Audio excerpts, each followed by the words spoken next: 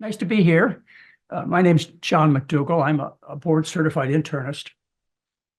I've been in the practice of medicine for over half a century, which gives me experience. Maybe I'm not young, but I've got a lot of experience. And I've written 13 national best-selling books, run live-in programs, had television and radio shows, just a whole bunch of fun stuff. But I think the thing you need to know most about me is that I love being a doctor, and I'm the luckiest doctor in the world. And the reason is my patients get well. They don't get a bunch of drugs and a bunch of excuses. They get well. And what I'm going to present for you today is probably the most perplexing problem out there, and that's that everybody's too fat. And I have a paper here, a research paper that just came out that says that 91% of the people in this country are overweight. You know, when that many people are overweight and sick, you've got to pretty much figure everybody's in trouble. So this is a presentation I'm giving to you and to your relatives and to your friends and your coworkers and so on. And if you understand what I'm going to say in the next, who knows, hour and a half, 2 hours, really understand the concepts. I hope to set you free, to give you control over your health, because that's really what you want. And, you know, you've heard the saying, the truth will set you free. I've got another one for you. The truth is simple and easy to understand. I got one more for you. The truth don't change. The truth don't change. And that's why I've been teaching the same thing for half a century. So let's see. I started out in Michigan. Met my wife, Mary, who has become my lifelong partner. We've been together over 52 years. And then we met in Grand Rapids, Michigan, and decided to go to the most wonderful place in the world that we could find at that time. And we considered California and Florida and Texas, sunshine and water. That's what we wanted. And then we decided that what we were going to do is pick the sunniest, happiest place on earth that we could figure. And that was the Hawaiian Islands. So in 1972, Mary and I left the Michigan area and moved to Hawaii, where our whole lives were changed. I spent a year as a surgical intern. I learned a lot. But one thing I really learned is I should not be a surgeon. I was terrible at being a surgeon. I could have figured that out beforehand, before I even took the effort. I'm the kind of guy that can't nail two boards together with a hammer and a nail. You know, my carpentry skills are basically nothing. I had no place being in an operating room, but I didn't want to leave Hawaii. And so this is 1973, finished my year of internship, and I was offered a job on the Big Island of Hawaii. And that's where I pretty much learned everything that I know today. I was offered a job working on a sugar plantation. Didn't know what that was, but at least I got to stay in Hawaii. And they said, look, John, you're going to be taking care of 5,000 people, sugar plantation workers, all the way from the managers to the people who work in the fields. They're your patients. You're going to do everything for them. And we're going to pay you $17,000 a year. Wow, $17,000 a year. Anyway, I at that time in my life, I didn't have a lot of needs. And so I took the job. And I spent 3 years taking care of these 5,000 people. And it was kind of a unique population in the sense that I was taking care of first, second, third, and fourth generation people. Let me take a minute to explain this to you. First generation people are born in their native lands, say Hawaii, or say the Philippines, China, Korea, Japan. That's where my first generation patients were born. You know, they got an idea that they wanted to start a new life, new family. And so they moved to Hawaii and took on jobs. And, you know, soon they got mail order brides, and they had families, and the children they had are called the second generation. And their children were the third and fourth and so on. Well, I was taking care of the first through the fourth generation. Every day in my office, they'd come walking in, and I got a chance to really observe them and figure out what was going on. And I had a couple of experiences that I want to share with you. One is I didn't help very many of them. Now, I figured I wasn't a very good doctor. You know, my patients just wouldn't get well, at least those with chronic diseases. In fact, I have to admit, I did, you know, a few of them more harm than good. So, you know, the reason that I wasn't getting people well is because they were suffering from chronic illness, chronic disease. You know, I mean, just the word chronic, I mean, figure it out. Stays the same, never gets better, right? I should have given up on obesity, diabetes, cancer, heart disease, rheumatoid arthritis. I should have just given up. It's chronic. It's never going to go away. I never saw it go away. I was doing a pretty good job with another area of my patient care, and that was when they had acute problems, not chronic, but acute. Like, for example, they cut themselves with their machete, or they get a broken bone or an infection. Well, my skills allowed me to really make a wonderful change in their life by helping them, sewing up their wounds and lancing their abscesses and straightening out their bones. That was like 5-10% of my practice. 95% was chronic illness. And I'll tell you, my patients would not get better. It would not get better. And I took it personally. I figured it was my fault. I didn't get a very good education back at Michigan State University, at the medical school, at the Queens Medical Center, at the residency program. I didn't get a good education, I figured. I mean, after all, I had seen what real doctors do. I mean, I watched Ben Casey, Dr. Welby, Ben Casey and Dr. Welby. They were the famous TV doctors. Dr. Kildare was it? Marcus Welby, Ben Casey, Dr. Kildare. I remember my heroes. They cured everything. I was curing nothing. And I took it personally. Well, that's one thing they taught me. They taught me my limitations as a doctor, big time. But the second thing they taught me was they taught me about how people eat differently. And if they eat differently, they suffered different problems or had different advantages in life. And what I was looking at is primarily their diet. The first generation, they were raised in Japan, the Philippines, etc. And they learned a diet of rice. 90% of their food was white rice. A few vegetables, maybe a little fish on rare occasions, but that was it, rice. The first generation, and they moved to Hawaii, and we had Texas Drive-In, the home of the malasada, right up from where I lived in the Plantation. And they learned. We had the first McDonald's come to Hilo, Hawaii in 1974. I was one of their first and best customers. Second generation learned well, but they still had some ties to the first generation. But by the time you got to the third generation, they were fully westernized. In fact, I have to say the third and fourth generation, they ended up actually more overweight and more ill than the patients I had trained on back in Michigan.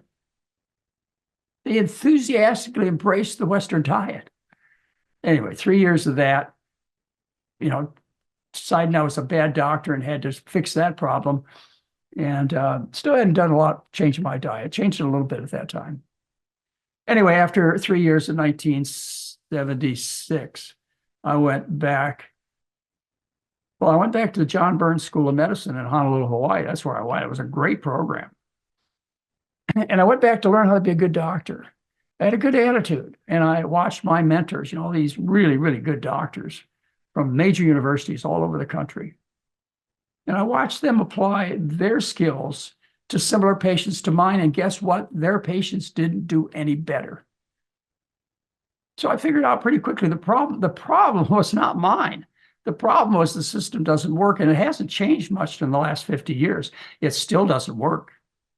People are still sick, still overweight. They're not solving their problems. So I went back into training, really made some major changes in my diet beginning in 1977. I'd have to say pretty close after 1977, I became what you call a pure vegan. And went on to an internal medicine residency program, and I became a board-certified internist. What's that tell you? That tells you that I at least know as much as other internists know, because I took the test to prove it. But, I wasn't really having a lot of fun. Even after my residency, I had to do general work just to put food on the table and shoes on the kids and pay tuition. I mean, I had to do just general doctor work.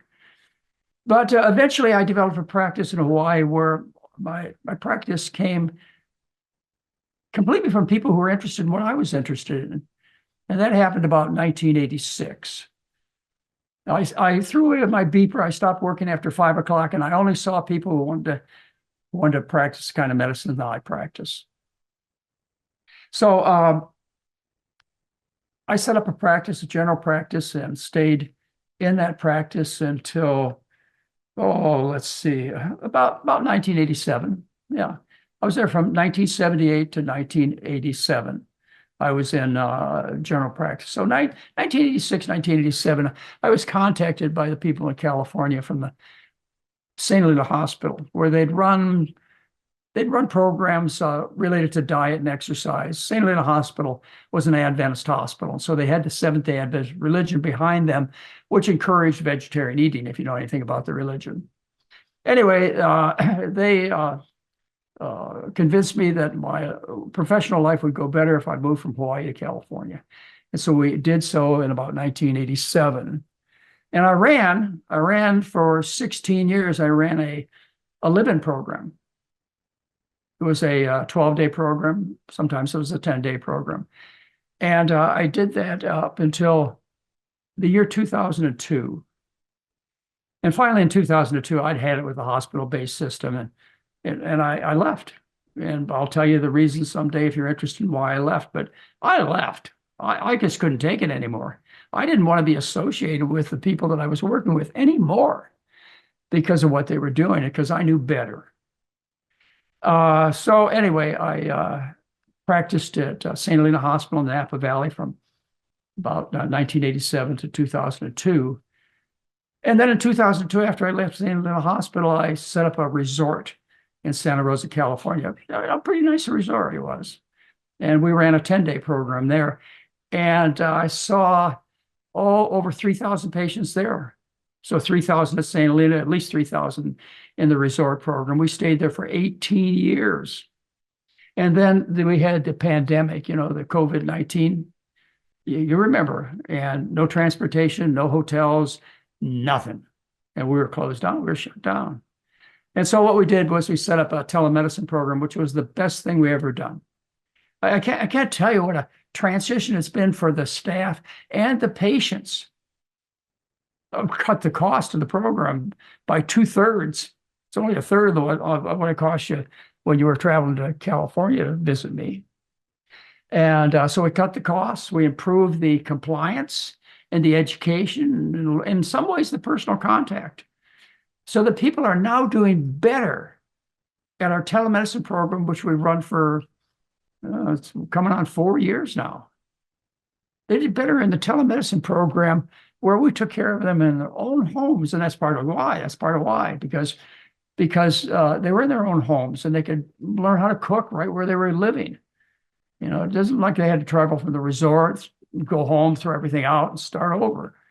No, we take care of them right in their home. Anyway, we're getting far better results and people are much happier with the telemedicine program. And that's where we're at today. But along the way, I've educated myself in various areas of nutrition and medicine. And most of those you can find on my website, most of the discussions, the things that I've learned on the website with drmcdougall.com, or you can go to YouTube. I must have 200 videos out there. But anyway, if you want to get into heart disease or cancer or autoimmune diseases, you'll see how I practice medicine. We call it McDougall's medicine. We call it a challenging second opinion because it's not the way I was taught. It's a food-centered program and a lot of fun. So in my career, put everything together: internship, residency, private practice, St. Helena Hospital, the resort. And now I've touched, I've cared for, I've talked to over 12,000 people. I've earned the right to talk to you, not only because I've had that kind of education, but also because of my personal health. I've earned the right to talk to you. I was a very sick child and young man because my parents believed that the most important nutrients that I could possibly consume for their family was calcium and protein. They didn't know at that time, nobody seemed to know at that time, that there was no such thing as protein or calcium deficiency. But they thought there was, thanks to the dairy and the meat industry. And as a result, I got fed a heavy diet of eggs and meat and cheese and so on. Well, I was constipated as a kid. I had terrible stomach cramps. Lost my tonsils at 7 due to all that dairy, 7 years old. As a teenager, I was lethargic, and I have to say I didn't have any endurance. I had plenty of oily skin and acne, I did for sure. It was not good. And then something happened to me that changed my life forever. And that is at age 18, I had a massive stroke. I ended up in Grace Hospital, Detroit, Michigan for 2 weeks. And at the end of the 2 weeks, I assigned myself out against medical advice because I could move my thumb that much. And that's about it.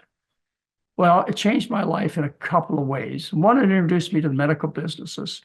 It introduced me to the medical profession. And it was important that that happened because we had a respect for doctors that probably most of them don't deserve. We thought doctors were next to God. And I wasn't that quality of a person. I was a regular old person. And oh my goodness, I could never become a doctor. Well, anyway, I met doctors and they weren't that impressive, I'll tell you that. I met some of the best specialists in the Detroit area. I was at Grace Hospital. They'd come in and see me. They'd take my history, physical examination, and they get done. I was a curiosity. Only about 1,000 teenagers a year have strokes, heart attacks. And then they ended the conversation after their visit. And it always ended this way. I'd ask them 3 questions. What's wrong with me? What are you going to do for me? And when am I going to go home? And their answer was uniformly the same. They would just shake their head. I said, heck, I can do that. So, my whole life changed. I decided that I was going to become a medical doctor. Went to Michigan State University, and you heard the rest of the story. That's kind of how it all happened. So let's get into the talk of today, which is about weight. All right. Well, we're going so far. How's it looking out there? Pretty good? Looks great. I hope so. No, if it's not good, okay? I'm going to go through a format with you in this presentation. We're going to talk about what common beliefs are. What pretty much everybody seems to believe, and I think you'll agree with me that this is what I'm going to share with you on the greenish colored slides are what the common beliefs are. And then I'll give you my answer. I'll give you the data, the science, and then I'll tell you what I believe. As a matter of fact, the common beliefs come up on red slides. My beliefs come up on the green slides. So let's get that straight. We don't want to get confused right here in the beginning. But this happens to be a green slide. All right. To start this presentation, I didn't know what to call it. I didn't want to call it, how to cure fat people or how to cure obesity or, those are all kind of negative terms. People get upset when you use those terms. And whenever I'd use them, I'd get criticism from people that counted. And I was concerned that I didn't offend anybody. So first thing I did is I went looking for terms to describe the condition we're going to talk about. Yeah, I found various terms. I found like obese, portly, stout, and fattish, full, roly-poly. Hey, there's a whole list of them. You could probably add to that list. I can't find any description that comes away with a positive feeling that what you would call politically correct. None of those terms. That's because there aren't any. We all pretty much look upon this condition the similar ways. We don't desire it. In fact, we work a lifetime trying to do something about it. Well, there are some proper words and proper definitions I want to share with you. When you use the word fat, that's an adjective. When you talk about obese, you're talking about fatness that equals disease. And when you talk about overweight, that suggests you have a standard which people must strive for, overweight. And those are the 3 official terms that we use in the description about the condition we're going to talk about. All right. First thing that people believe is that my natural traits and laziness condemn me to being overweight. Now, you might further define what I just said by making statements like, my stomach is too big for my body. It's all stretched out. I was born that way. Or no, I wasn't born that way through all my years of gorging. I've stretched out. Now it's too big. What are we saying to a person when we use that excuse? We're saying, you are to blame. There's something wrong with you.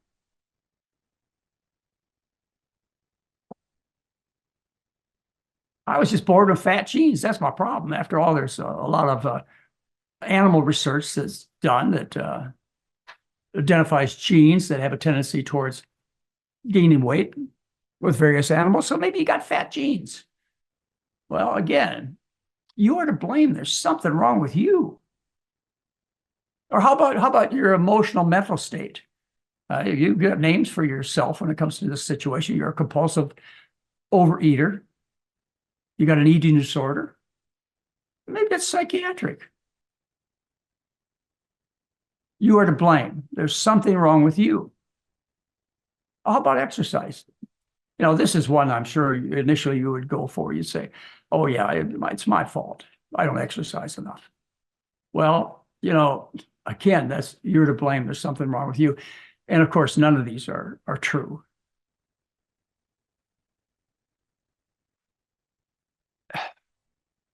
The green slide, my response, what the science says. Blaming you, the patient, is wrong and not helpful.